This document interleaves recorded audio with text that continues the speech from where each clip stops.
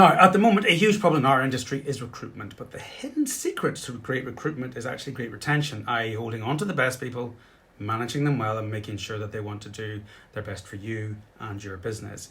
So I want to show you how to manage your staff so that they really want to stay, and also tell their friends about you, which helps with future recruitment, but it also helps with getting new customers. I don't know about you, but when I started, I used to get really frustrated working with people, and may very well just possibly had said things like, why can't they understand my vision and standards for the business? Or why do I need to monitor everything they do? Or why can't they just come up with their own checklists and processes themselves to stay consistent? And of course, this one that I've heard so often since, do I have to be there myself to check everything? But that is just life, gang, I'm afraid. And in this video, I want to show you this MOMM framework that we used for managing your people that I've developed and also been taught by my coaches and mentors over the year. I'm going to break it down and show you how I use it in my company now, my previous hospitality companies, and also with our clients now. It really finally allowed me to understand how businesses should work and stop all the frustrations and mistakes that I used to make. And of course, I've seen so many clients make in the interim. Truth time. I was so bad at managing people initially that I actually ended up in court twice for making rash, frustrated firing decisions, which cost me a lot of time and money.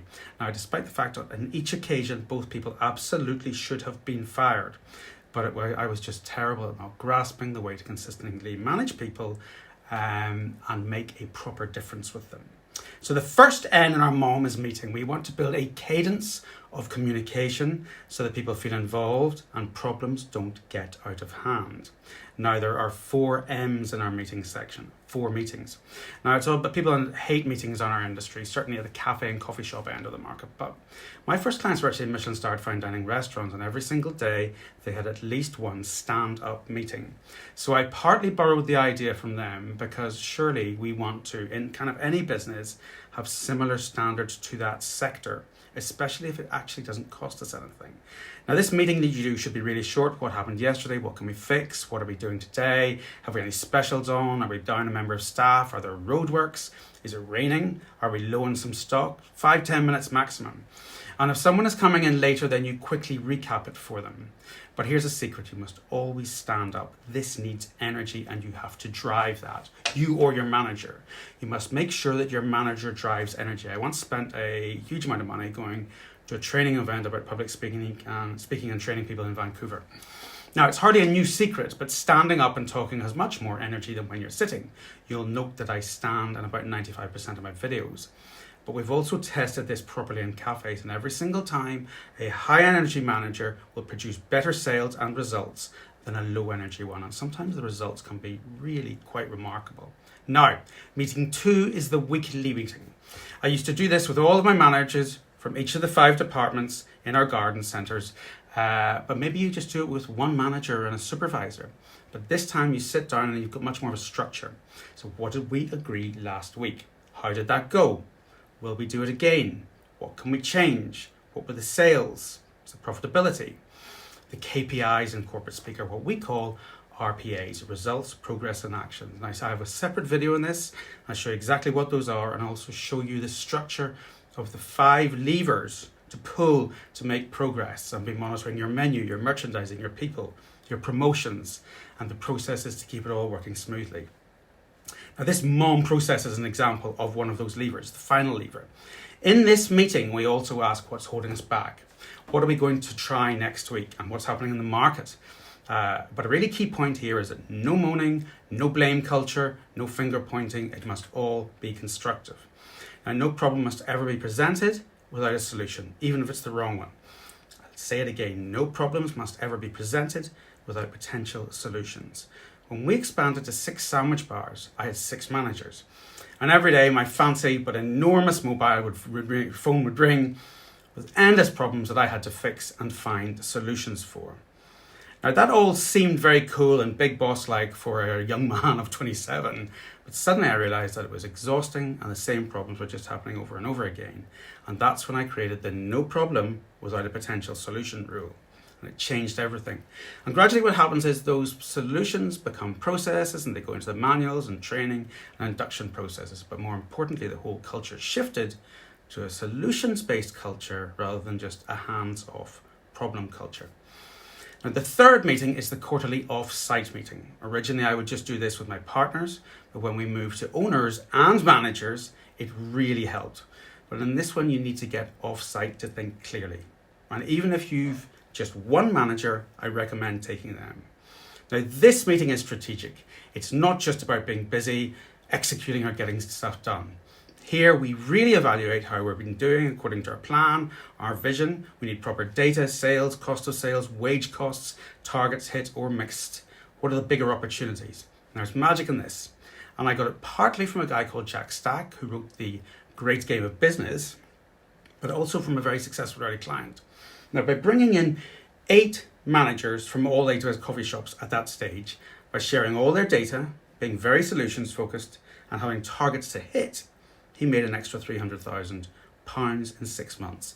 Yes, that's how well it works, and that's an extra profit. So pick somewhere cool, treat them well, feed them decent food, and show them that you respect them.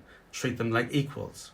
And at these meetings, we would also often have a new initiative to show them, so that the morning would be about facts, figures, data, and in the afternoon, someone like me might come in and teach them skills like assertiveness, leadership, better merchandising, marketing initiatives, or even just how to understand the financial figures better.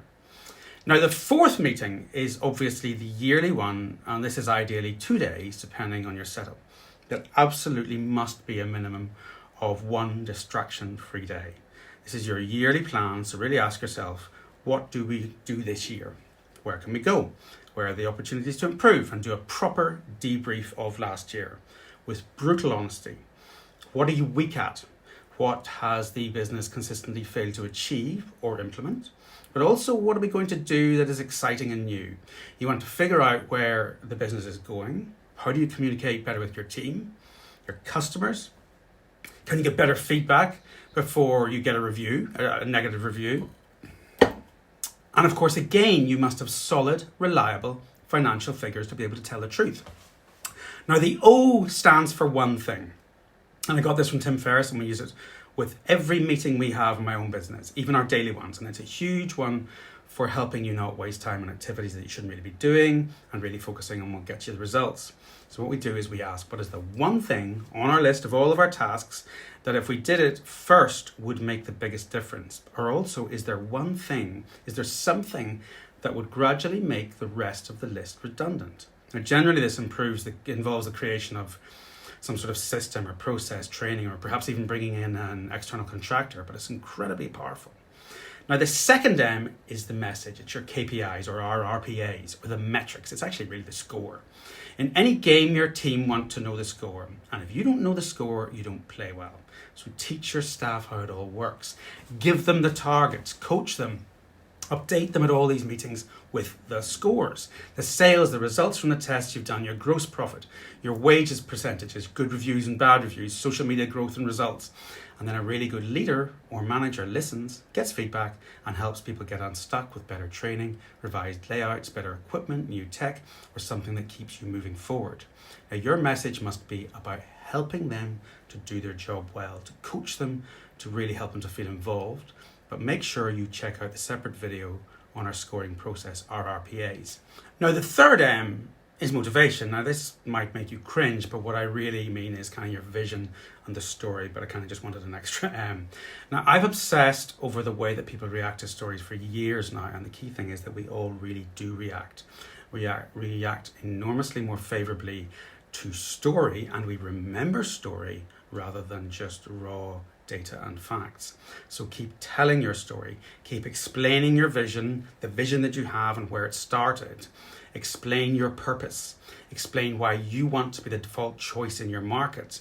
Explain what your frustrations were when you started and what you wanted to try and do to fix those, what the business is about. These businesses are driven by passion. So show your passion, your goals and your targets. And this is, of course, equally important for customers too. So that's why you need to never stop telling the team so the message gets across to your customers as well. Naturally, you want to be putting this out sometimes very clearly, but sometimes more subtly on your social media. Equally importantly, your suppliers. They need to know, because this way they know that you can't be palmed off with lower quality items or close to end date products. But they'll also appreciate and buy into that passion too. Now, everyone works harder, enjoys it more when there is passion and a sense of working for a clear vision.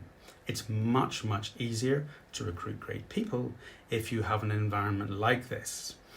It's also much easier to keep them if they're working within a passionate environment. That's what the really good ones want to work in. So it really comes down to kind of pretty relentless storytelling and keep telling it. So we have meetings, the one thing, the message, and your motivation. That's how you manage a great team and keep them looking after your customers well. Now, to get a worksheet that shows the basics of this structure, just click the messenger link below and use the words MOMM worksheet, and we'll get that off to you as soon as possible.